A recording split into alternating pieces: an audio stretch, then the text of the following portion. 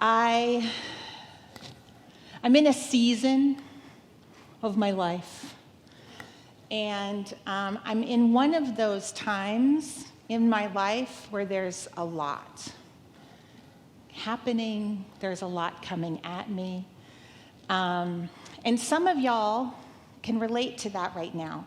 Some of you, I know, are also in seasons in your life. I know this because I love you and we share. I know this because I see your prayer requests and I pray for you every single day, every day. I know this because I can feel you in my heart and in my gut. I can feel you. And some of you are not having a season. Some of you are having fabulous vacations. And I celebrate that. So this talk today is for those of us who are in a season. And if you are not in one of these seasons, that's my euphemism for a lot of crap, y'all. In case I wasn't clear, that's where we're at. If you are not in one of these seasons, then I'm just going to invite you to store something up for a rainy day. Okay? You can just store it up. So this interesting season of my life, I love my life. I love what I get to do here. I love being a mom to 4 incredible humans. I love being a wife to the most incredible human. I love going to school. I'm getting my master's degree right now, getting my ministerial license. I love my life, and it's a lot. No offense, but y'all can be a lot sometimes. But I choose the allotness. I choose the bigness of life. That song by Amy Steinberg reminds me of the bigness of life sometimes, right? And so because I choose the bigness of life, because I like being busy and I'm a helper, sometimes life can tip a little off balance. I don't know if you can relate to that at all, being out of balance in your life. So something happened a couple of weeks ago that tipped our lives way off balance. And it happened a couple of weeks ago. So our youngest son, Alex, has Duchenne muscular dystrophy. And so life with Alex is different. Our home is different and so blessed that we have him in it. And we love our life. We love our life with Alex. But a couple of weeks ago, he fell and he broke his leg. And we ended up, he broke his leg on a Monday night, and we didn't know it was broken, so we all went to bed, and we woke up Tuesday morning and realized things were not right. So we called the ambulance and took him to the hospital. And at 3 o'clock Tuesday morning, we were transported to another hospital that specializes in muscular dystrophy, Shriners. We love you, Shriners. We love you, Shriners. And on Wednesday, he had an operation to put a metal plate in his leg to stabilize his bones while he heals. So we were in the hospital. I slept on that weird plastic couch thing. And somebody needs to do something. I don't know who is responsible for this, but somebody needs to do something about the hospital pillows. Kate knows. The hospital pillows are an abomination to humanity. And I don't know, we do a lot of good work in the world, but we haven't fixed the hospital pillows yet. So if that calls to you, I'm just going to invite you to step into your glory and your mission and fix the hospital pillows. So there was no sleeping for 5 or 6 nights. And I'm tired and I'm scared. Because when you have a kid who's disabled, little things can change life in big ways. And we aren't sure that he's going to walk again. He might, and a lot of you are praying that he will. And we don't know. We're in the not knowingness of that. And it's hard not knowing sometimes, isn't it? Yeah. It's hard not knowing, not having predictability about what the future might look like. It's tricky. So we come home, he's healing beautifully. I mean beautifully. This kid is the bravest and smart, and maybe, he's smart. but I have a couple of geniuses in my house. So he's so brave and he's so willing, and we're just really proud of the work he's put in. So that happened. And so then this week I sat down on Tuesday. I like to write my talks early in the week because I like to revise. I'm an editor. I like to edit things. So I sat down on Tuesday to write a talk for today, and I wrote a talk.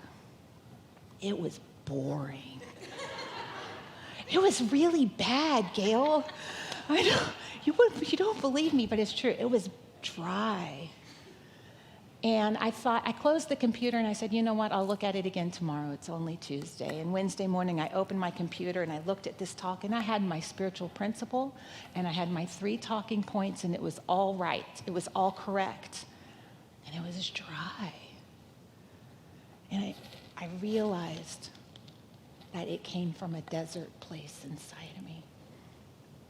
Have you ever experienced the desert inside of you? That there's a dryness that gets kind of carved out by life circumstances sometimes.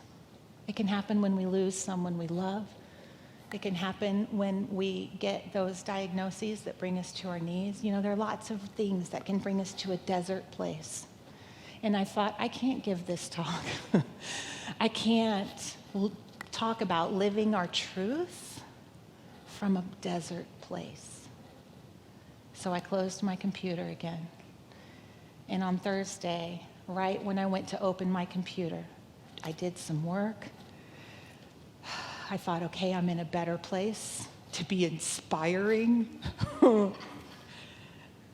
And right when I went to open my computer, Michael and I get a phone call. A beloved family member got that diagnosis. You know, the phone call that you don't want to get, we got, you know.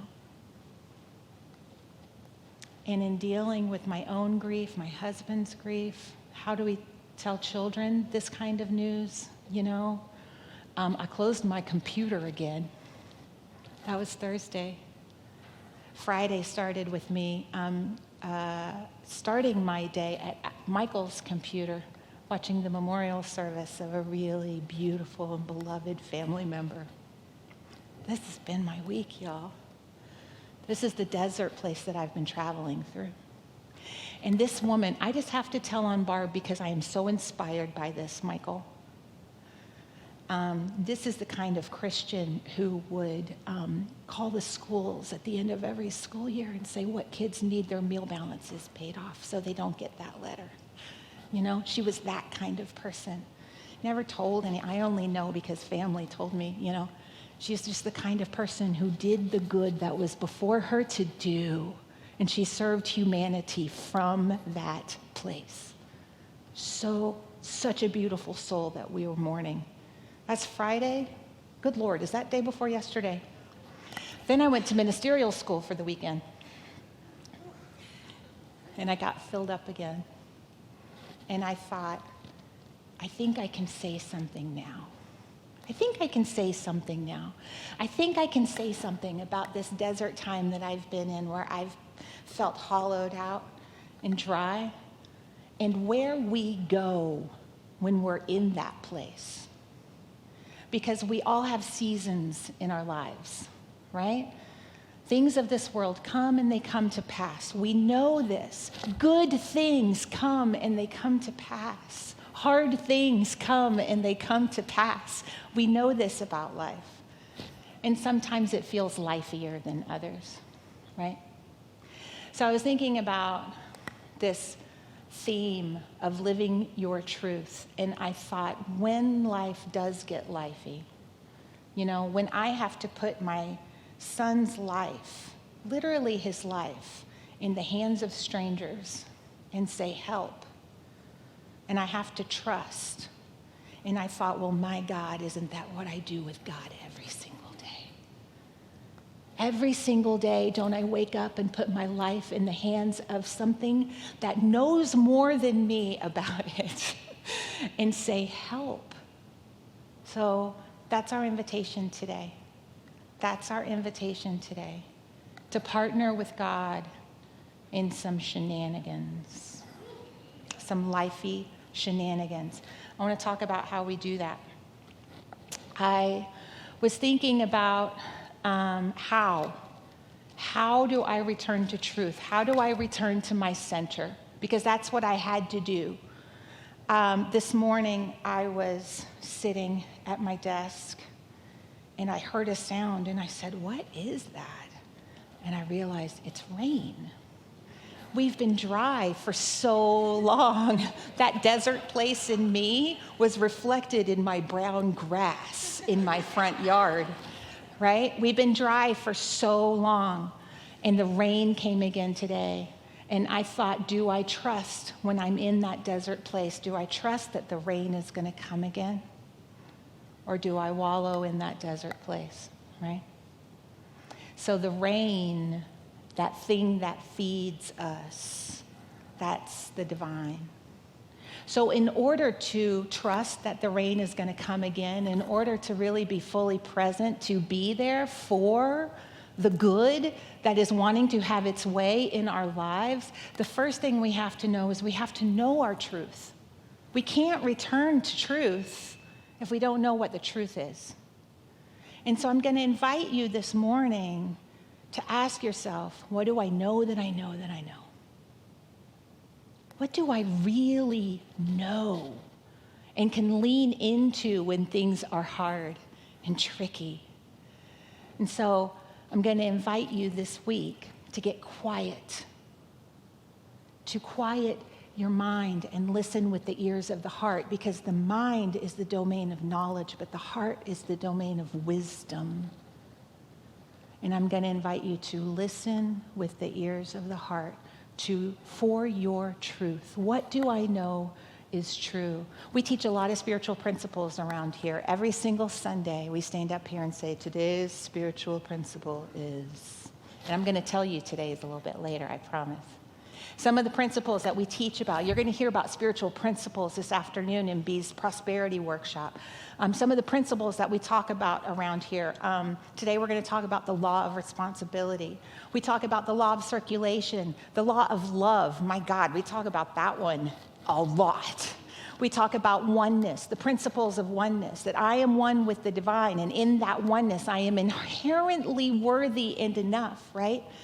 These are all principles that we talk about, that we practice, that we talk about in our classes, that we talk about when we're in each other's homes, the good. So I'm asking you, what has such a ring of truth for you that you know it to be so, and when times get hard, you can return to it. And if you don't know what that truth is for you, or if you're even wondering if there is such a thing for you, I'm going to invite you into a little space of willingness. What am I willing to believe is true? Am I willing to believe that God is everywhere present?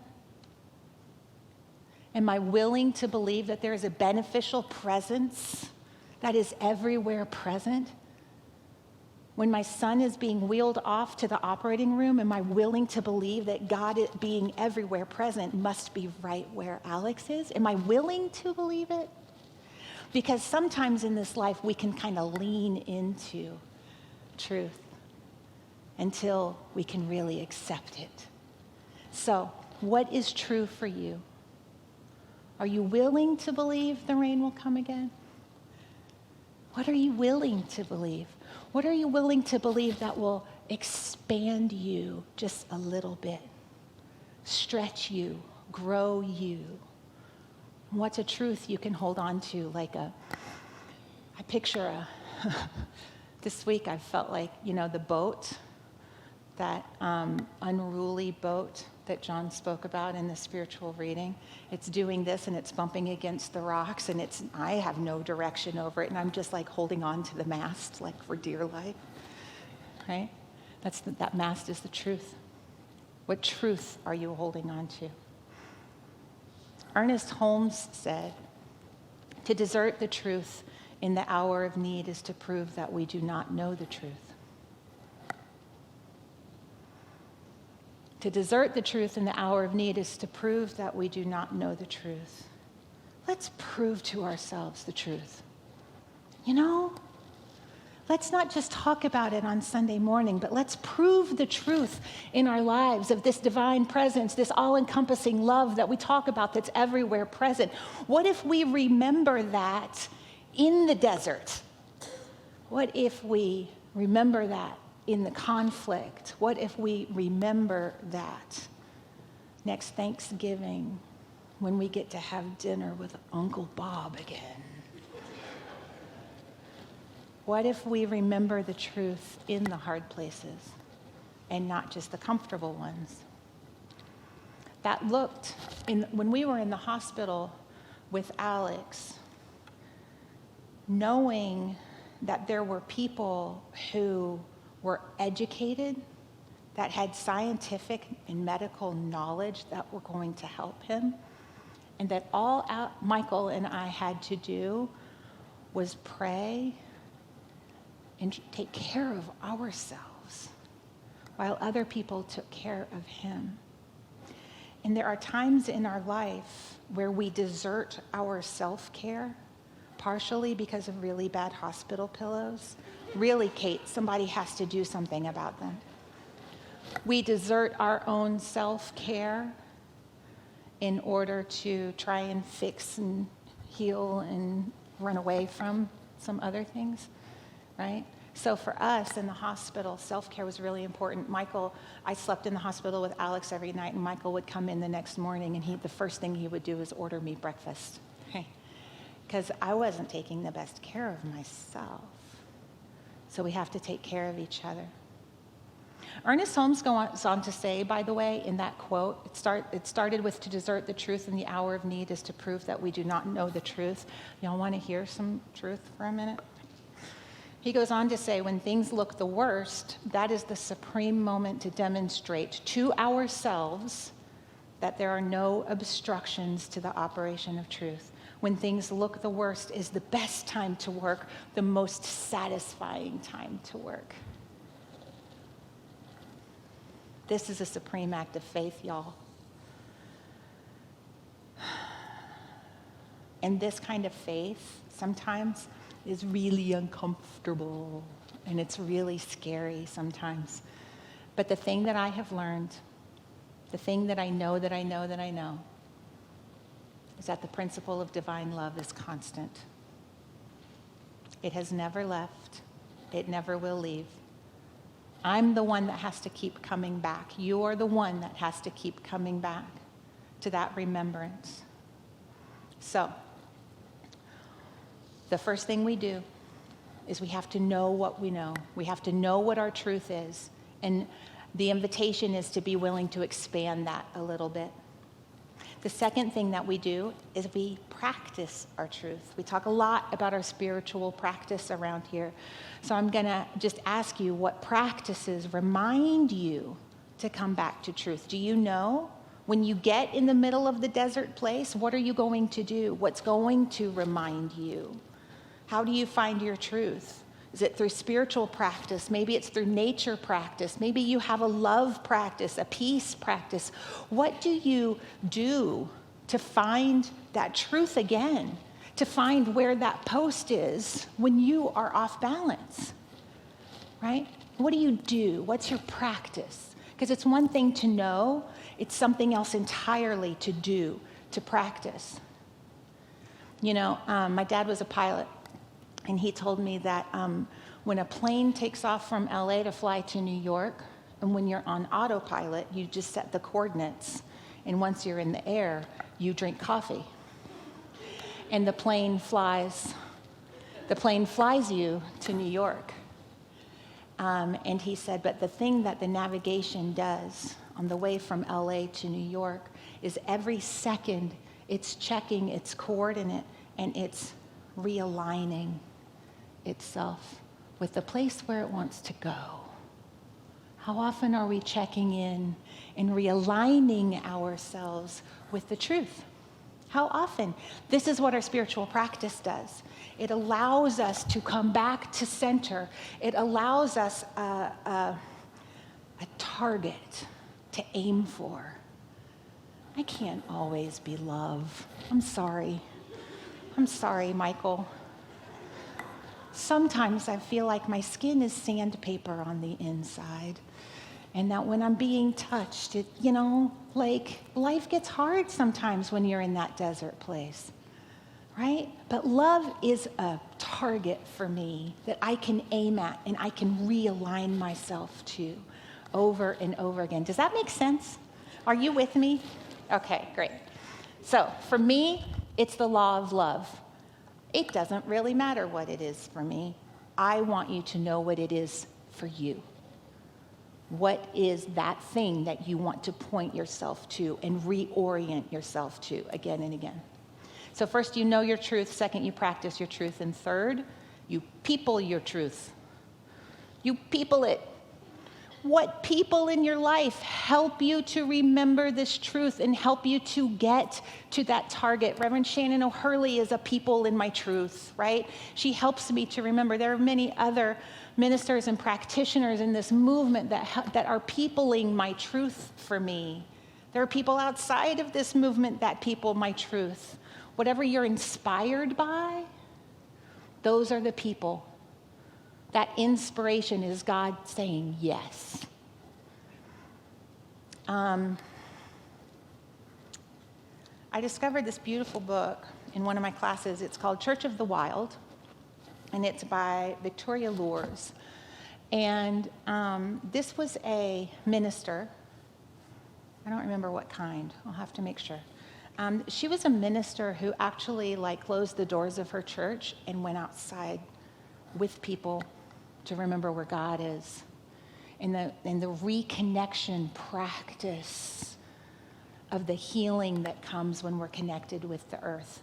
This is a fantastic book. It's called Church of the Wild, and Reverend Shannon and I are going to be doing a book talk about it next week.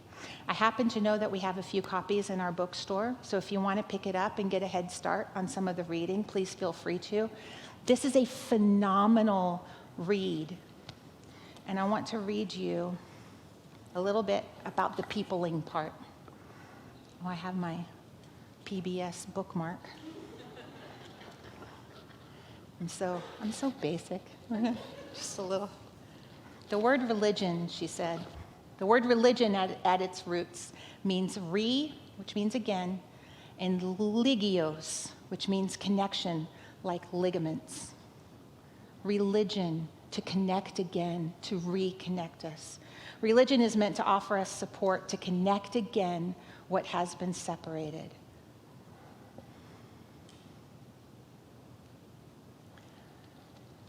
No matter what you are studying, whether it's ancient wisdom, the religions that we speak about, or whether it's the shiniest new thought, all of it, the purpose of it all is to reconnect us. She goes on to say that apparently we need constant reminders to continually reconnect with the fullness of life. I do. The whole and the holy. She said what we've actually created is more like disligion, disconnection from people and species unlike us. She said when religion loses its purpose and colludes with the forces of separation instead, it becomes irrelevant and even irreverent. We're going to talk more about this next week. But I bring it up today because how you people your truth, the point of it is connection. We have a physical, a psychological, a deep spiritual need for connection. I think the pandemic proved that to us over everything else. Remember social distancing? Remember how hard it was to go to the grocery store and not be able to see people smile, ever, to see people's faces, Remember? Connection is a deep psychic need. It is a spiritual need. It is a psychological need. It is a physical need that we as humans have.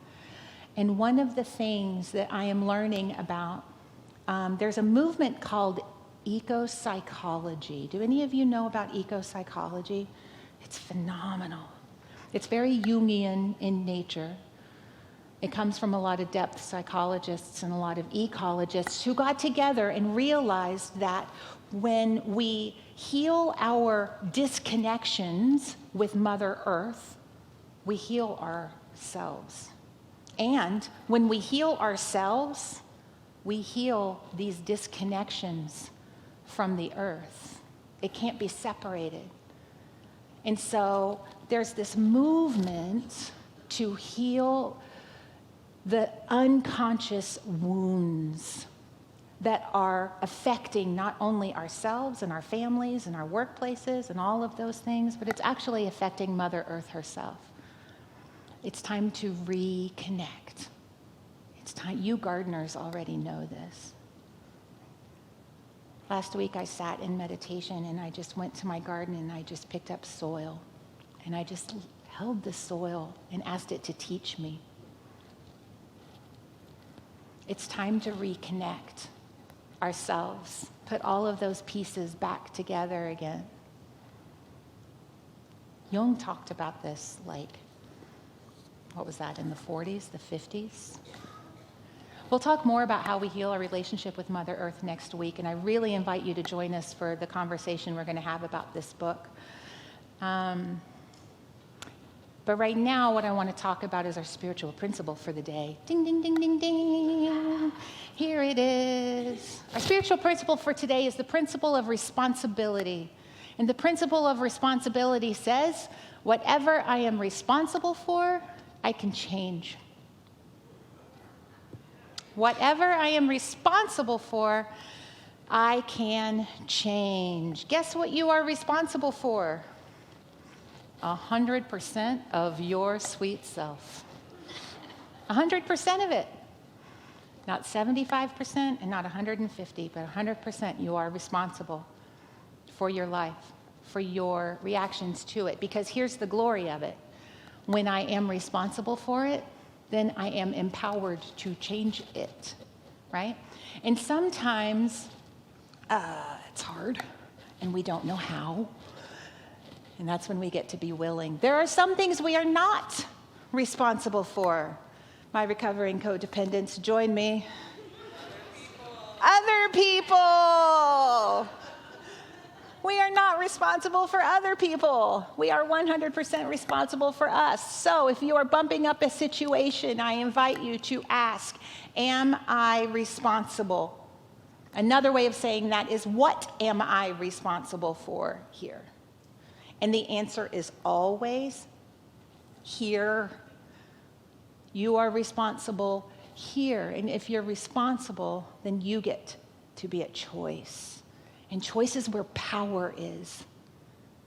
Choice is where power lies. With responsibility, there's an inherent component of empowerment. Because responsibility just means the ability to respond appropriately, right? You are empowered to respond appropriately. What I'm responsible for, I can't change. What I'm not responsible for, I can't change. God, I wish I understood that sooner. It would have saved me so much grief and fixing. But what I am responsible for, I can change. The rest, I get to surrender. I get to surrender. But when I know what my spiritual truth is, when I surrender, I'm not just hoping something gets changed. When I surrender, I'm surrendering, knowing that the divine action of love is guiding the way. So much better than I can. That is another spiritual truth I have learned. God knows better than Shelley. I know it's shocking, but it's true. So how does it work? If you're responsible for change, how does change work? How much time do we have? Not that much. We know that thoughts are creative. We know we can choose a new thought and have a new life. That is very New Thought 1.0, and I love it. It's fantastic and wonderful, but I have a new thought for you. What if we invite Spirit to think a new thought through you instead? What would that look like? What if we gave up our need to control and we allowed Spirit, we permitted Spirit to have its way in our life? Ernest Holmes somewhere said, let God be God in your life. Just let it.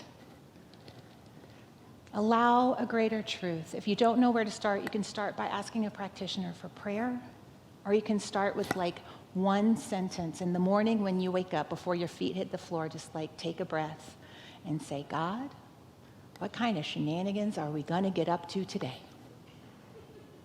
And in that way, invite God into your day. It doesn't have to be hard. You don't have to meditate in silence for half an hour. I wish you would, but you don't have to. You get to do it in the way that works for you, but whatever you do, my request today is that you consider inviting God to have greater agency and greater access in your life. Greater agency and greater access in your body and your mind, right? Just invite it. Allow the joy of Spirit to guide your way. I was writing a paper on climate change this week. Very depressing topic. Helped with the desert situation. And I was looking for I had to put in a Ernest Holmes quote because I'm in religious science school, okay? So I'm looking at my Ernest Holmes and I'm like, Ernie did not talk about climate change. I'm going to just let you know right now that this was not high on his agenda 100 years ago for some reason. And I'm looking and I'm reading Ernest Holmes. I'm reading and I'm reading and I'm napping and I'm reading. And I wake up from a nap and I open my book and I just start reading. And it says, I wish I brought that book now.